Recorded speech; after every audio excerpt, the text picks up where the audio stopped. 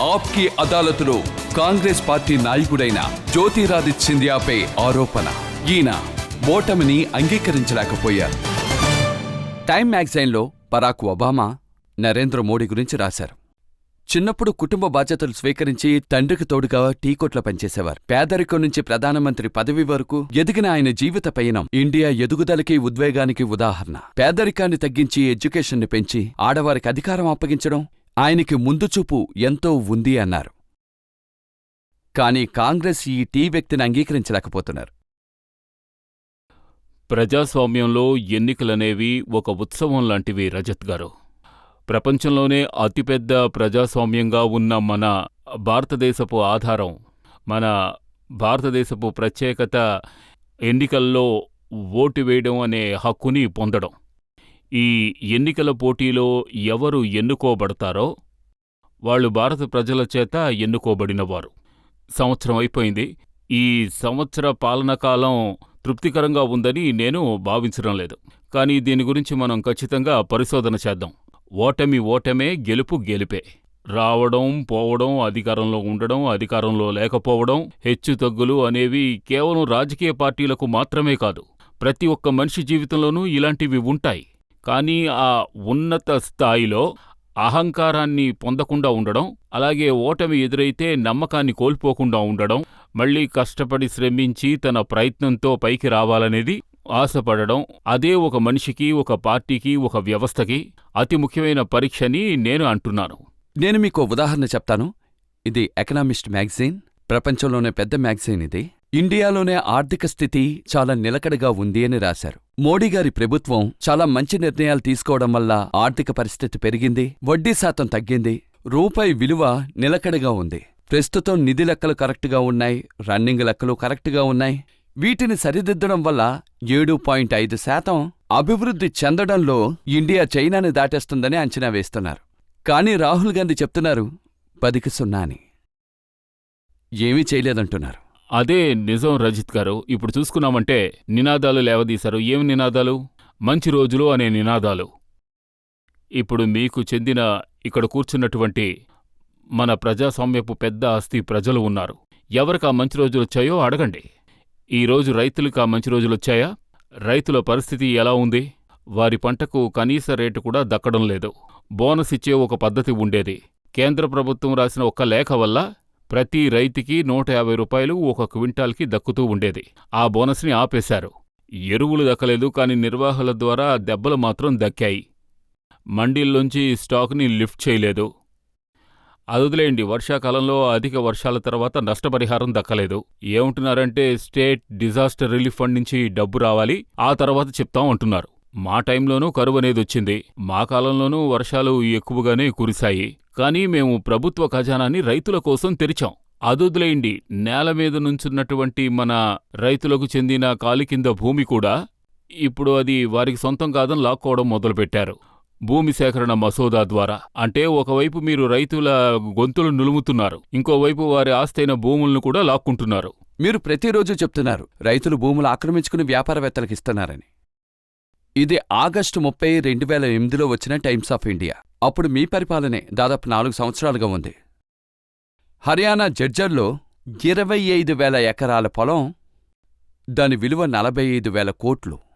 ఆ స్థలాన్ని రైతుల దగ్గర్నుంచి తీసుకుని వ్యాపారవేత్తలకిచ్చారు. మహారాష్ట్రలోని రాయ్గఢ్లో 10,000 ఎకరాల పొలాన్ని వ్యాపారవేత్తలకిచ్చారు, దాని విలువ 30,000.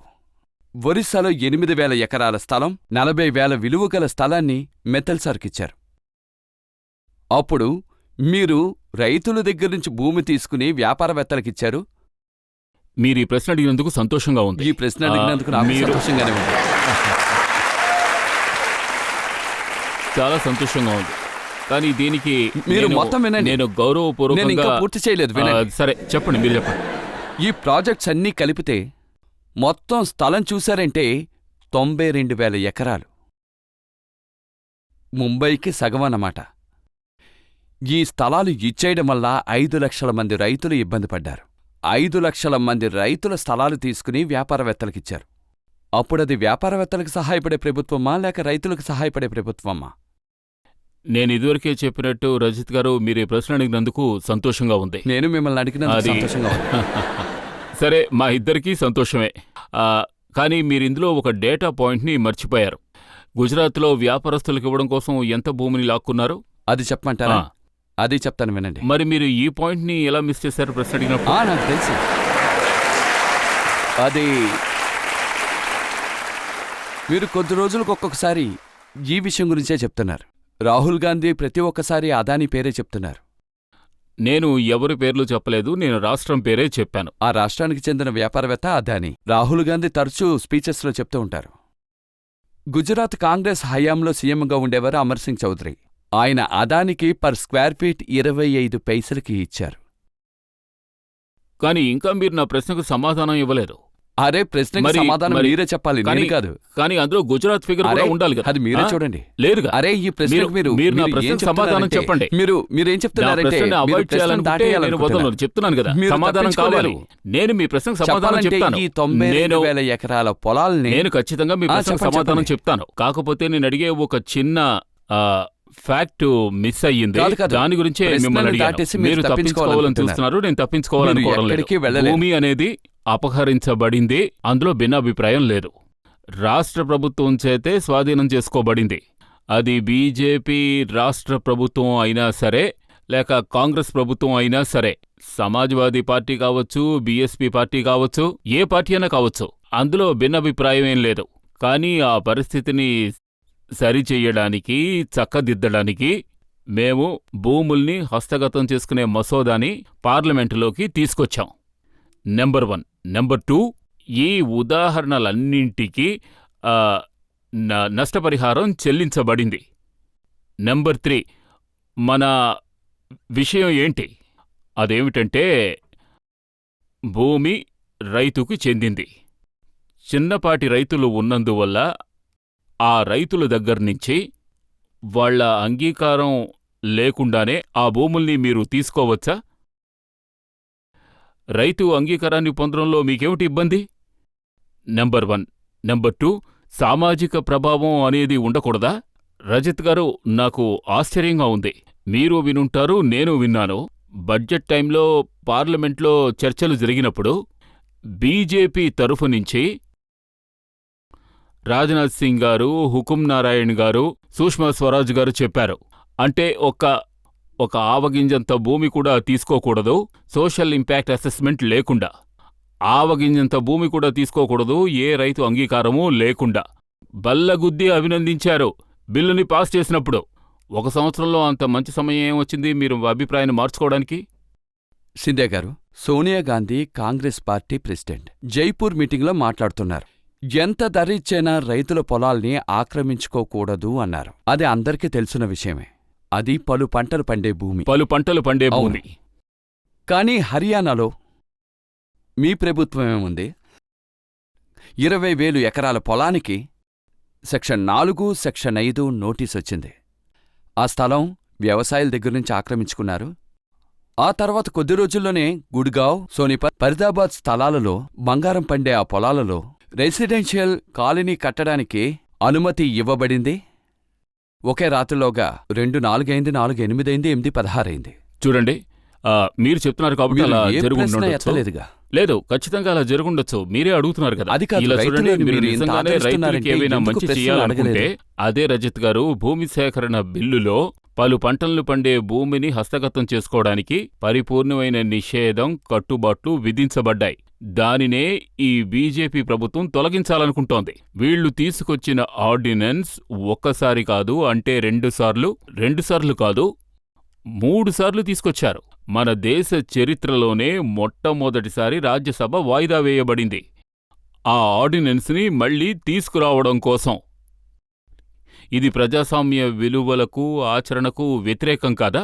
కానీ మీరేమో నిర్ణయం తీసేసుకున్నారు, my way or the highway అని. నేను ఆర్డినెన్స్ని ఒక్కసారి మాత్రం తీసుకురాను. మా ప్రభుత్వం ఒక్కసారి కాదు, 2 సార్లు కాదు, 3 సార్లు తీసుకొస్తుంది. ఒకవేళ అవసరమైతే 4వ కూడా తీసుకొస్తుంది. ఇది ప్రజాస్వామ్యానికి వ్యతిరేకం కదా? నేను మీకు మరో ఉదాహరణ చెప్తాను. రాబర్ట్ వాడ్రా 2009 నుంచి 2010లోగా ఆయన రాజస్థాన్లో 2,000 ఎకరాలు కొన్నారు. ఆ తర్వాత ఆ స్థలం చుట్టూ సోలార్ ఎనర్జీ ప్రాజెక్టు వచ్చింది. అప్పుడు ఆ స్థలం యొక్క ధర పొగలు 2, రాత్రి 4, మరుసటి రోజు 8. దీనికి నేనేం చెప్పను, ఈ దేశంలో ప్రతి ఒక్కరికి భూమి కొనుక్కునే హక్కుంది. ఇక్కడ స్టూడియో కట్టడం కోసం మీరు నోయిడాలో స్థలం కొనుక్కున్నారు. కానీ ఆ స్థలంలో స్టూడియో కట్టబడింది, అందులో మీరు స్టూడియో కూర్చున్నారు. కట్టారంటే అబ్బే, ఖచ్చితంగా స్థలం స్థలం కొనడం తప్పని నేను కొనుక్కుని, అనలేదు. ఒకవేళ నాకు స్టూడియో కట్టడం ఇష్టం లేకపోతే నేను స్థలం కొనుక్కున్నాను, పెట్టుబడి పెట్టాను, దాన్ని 10 మీరు 10 సంవత్సరాలు సంవత్సరాలు హోల్డ్ ఆపాను. చేయలేదు. ఒకవేళ మీరు 10 సంవత్సరాలు హోల్డ్ చేసినా, 2 సంవత్సరాలు లేదు, హోల్డ్ చేసినా, లేదు. ఒకవేళ మీరేమైనా రూల్స్ లేదు, రాబర్ట్ వాడ్రా పేరు చెప్పగానే భయపడకండి. నేను చెప్పేది చూడండి, వినండి. నేను అస్సలు భయపడడం లేదు. ఈ విషయం విన్నారంటే మీరే కాస్త ఆశ్చర్యపోతారు. హర్యానాలో 3 ఎకరాల పొలం ఆయన కొన్నారు. అది అండర్ డెవలప్ ప్లాట్గా ఉంది.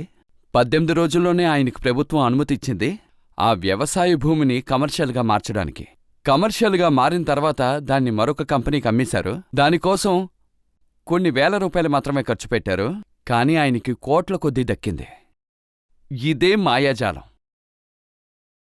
చూసారంటే దీన్ని మీరు ఏ ఆంటర్ప్రీనర్ తోటి పోల్చలేరు. ఇదంతా జరగడానికి ఒకే ఒక్క కారణం. అదేంటంటే ఆయన మదరిల్లా సోనియా గాంధీ గారు.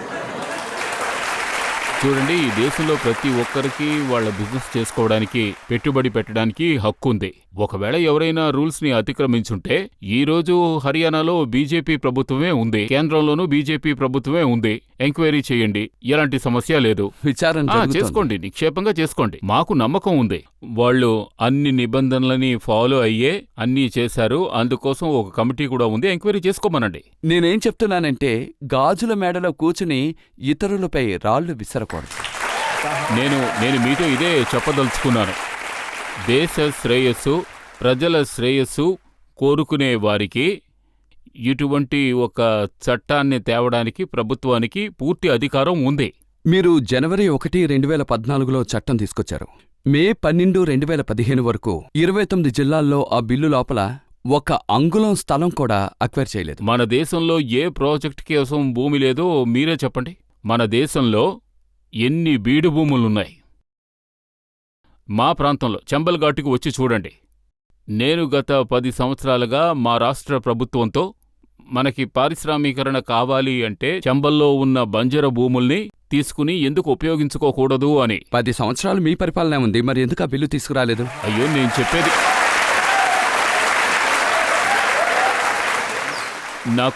నాకు ఎంతో ఆశ్చర్యకరంగా ఉంది మీరు ఈ ప్రశ్న వేయడం.